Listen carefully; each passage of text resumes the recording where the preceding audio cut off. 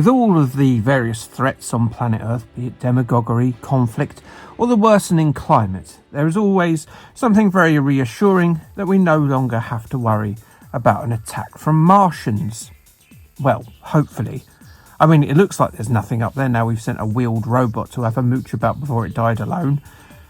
Absolutely, there could be legions of sinister mole men up there who have no need for oxygen or water, but I think that we're fairly safe in the knowledge that our neighbouring planet is pretty unlikely to make that short month journey over here to cause a bit of a ruckus.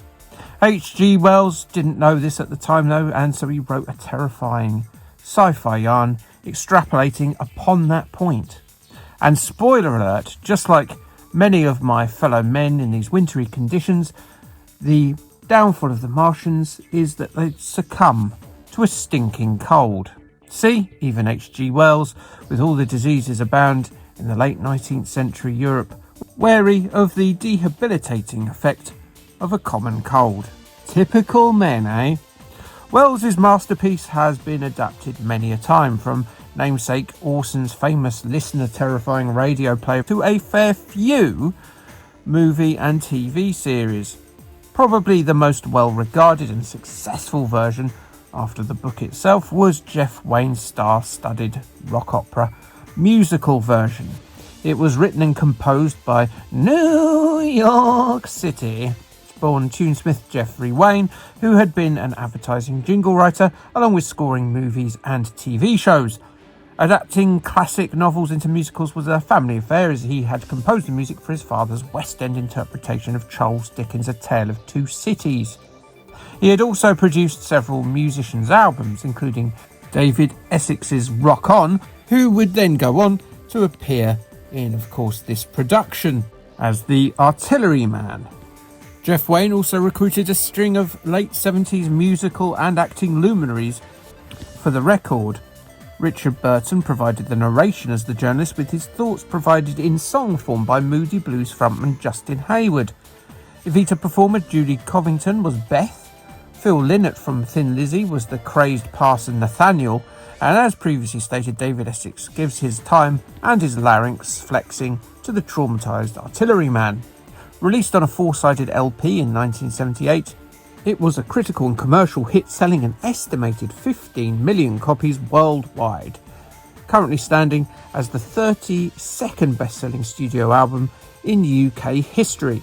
It has gone on to spawn live stage shows, a musical experience, DVDs, and a rearranged version in 2012 featuring the likes of Gary Barlow, Liam Neeson, Joss Stone and Ricky Wilson from the Kaiser Chiefs. Incredibly, there are 3 video games based on the musical that's based on a novel. In 1998, Rage Software released a real-time strategy title for the Windows operating system, which got fairly middling reviews. The PlayStation got a completely different version of the musical, courtesy of GT Interactive, the following year in 1999, this one being a third-person shoot-'em-up with vehicle combat that was better received than the PC title. The first War of the Worlds, the musical version game, though, was released on your humble and yet reliable old friend, the ZX Spectrum.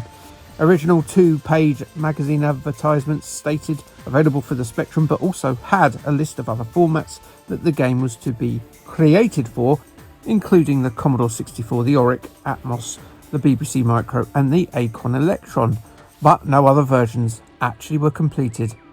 The one that did come out, the ZX Spectrum one, let me remind you, was titled as Jeff Wayne's video game version of the War of the Worlds, which is quite the lengthy title. CRL gave us this, and they've got previous with this channel as well. They've released the similarly confusingly licensed title based on the soundtrack of Blade Runner, as well as an 8-bit game based on another musical, The Rocky Horror Show. Other titles of theirs that I've cast my eye over previously are Oink and Terrorhawks. Ooh-la, ooh-la. The game itself is themed around the concept of survival, with the story's narrator trying to make it through a week of desperation, at least on par with the Glastonbury year where it just rains all the time. He trogs around ruined southern England, scrabbling for bread and water, in amongst the wet mulch under his feet while trying to avoid dodgy menaces from another world. Wow, it really is like a wet Glastonbury. You'll have to make it from one weekend to the next, reenacting parts from the script of the rock opera, as well as steering your stickman about. There are these text menu sections involving pivotal scenes, like the first encounter on Horsell Common, the Preacher Man, and the destruction of the naval battleship, the Thunderchild. If you pick the right course of action in these, then you'll live to pick bread out of the rubble another day. Fail and it's game over, and your bum will be seared by Martian heat ray. This is part of the key point to be made about the game. It really is for fans of the source material, that being that record. The actions you choose, and even the order of the towns you visit in the main adventure will see you either survive or not, as you strive to trigger the next hopeless encounter with the dominant alien menace. The Spectrum does struggle out interpretations of Wayne's amazing pieces, which, to be fair to it, is a valiant attempt, especially when you consider you got like a one-channel beeper doing the grunt work. They're all recognisable at least. The design of the aliens, battle walkers, are also interpreted quite well from the record's artwork. You'll encounter them amongst the destroyed city streets, and you'll have to be very deft in making sure that your little stickman avatar dodges their heat rays. The township's plight follows that of the story, with the buildings getting more and more wrecked as the week progresses, and the biological red mulch is laid across the earthen soil. Ultimately then, it's a very faithful license, but is it good? Nah. The meat of the game has you steering around a stickman in very samey locations, occasionally finding food, drink, lodgings, but mainly just getting lost. But as you have to be in certain locations on particular days at particular times, you might miss your cue, you might go down a wrong road, and then it's game over. You'll game over a lot, even if you are familiar with the record. On top of this, the game is very slow, it's very jerky, it's not always the most responsive when you need to duck between heat rays, and the need to constantly look after the health needs of your avatar can lead to further frustrating deaths. The repetition of the game over states and the need to do the same slow loading text sections gets a mite bit galling after a very small amount of time. In my opinion, it suffers from that very age-old ZX Spectrum game issue, where you get a concept that is an incredible idea, and this is a very good idea, but either the limitations of the technology or the creativity of the programming team leave you with just a sapping, downbeat feeling of pure disappointment. A Sinclair user gave Jeff Wayne's video game version of The War of the Worlds, that's still a great title, a 4 out of 10 in November 1984. They said just reading the instructions may have you feeling quarrelsome and irritable about the War of the Worlds from CRL. H.G. Wells does not even get a mention, and the only way to find out the order of places to visit is to buy the record of the same name. I can use Wikipedia for that though, because I'm in the future, so I got through it okay eventually.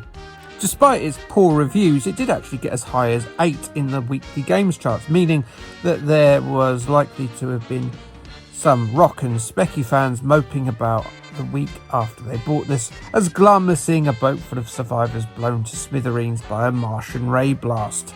The chances of War of the Worlds being decent was 1,000,000 to 1, they said. And they were right. More panic on the streets in the next episode, but of a far more earthly variety, as we battle criminals and fires in Matchbox Emergency Patrol on the Game Boy Color. From ooh-la, ooh-la to Nina, Nina. That sounded a lot better in my head and written down. Ah well.